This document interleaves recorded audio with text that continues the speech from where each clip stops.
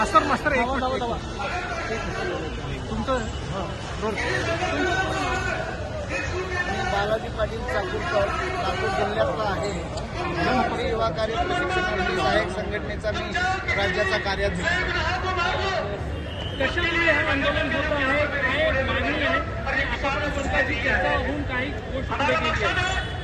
विधानसभा निवडणुकीच्या अगोदर लाडक्या बहिणीला खुश करून लाडक्या भावांना खुश करण्यासाठी 10 लाख तरुणांना आम्ही कायमस्वरूपी रोजगार देऊ. त्या अगोदर आम्ही प्रशिक्षण देऊ. प्रशिक्षणानंतर त्याच शासकीय आस्थापनेमध्ये आम्ही कायम करू अशा प्रकारचं बोंडस आश्वासन देऊन मुख्यमंत्री युवा कार्य प्रशिक्षण योजना आणली एकनाथराव शिंदे साहेबांच्या काळामध्ये.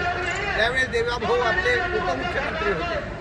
पण 6 महिन्याचा कार्यकाळ संपल्यानंतर पुढे काय हा प्रश्न जेव्हा आमच्या प्रशिक्षणार्थ्यांना भेडसावत होता तेव्हा आम्ही आझाद मैदान मुंबई येथे विविध आंदोलनं केले. 6 मोठे मोर्चे काढले. 24 दिवस अर्थसंकल्पीय अधिवेशन काळामध्ये आम्ही बेमुदत उपोषण केलं आणि मागच्या पावसाळी अधिवेशनामध्ये 14 जुलै 2025ला आझाद मैदानावर 25 ते 30 हजार लोकांचा विराट धडक छत्री मोर्चा काढला.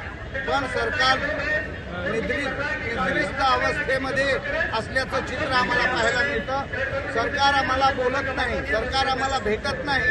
म्हणून आम्ही नागपूरच्या संविधान चौकामध्ये चक्का जाम करून आम्ही देवाभाऊच्या संत्रानगरीमध्ये, देवाभाऊ आम्हाला मुंबईत भेटत नाही तर आम्ही देवाभाऊच्या कर्मभूमीमध्ये जाऊन आम्ही भेटावं या भूमिकेतून हे चक्का जाम आंदोलन आणि मोर्चा धरणे निदर्शन ठेवलेलं आहे. किती जण आंदोलनात सहभागी झालेले आहे महाराष्ट्रामध्ये? आता या 36 जिल्ह्यामधून आता कमी अधिक 5 ते 10,000 प्रशिक्षणार्थी या आंदोलनामध्ये सहभागी झालेत.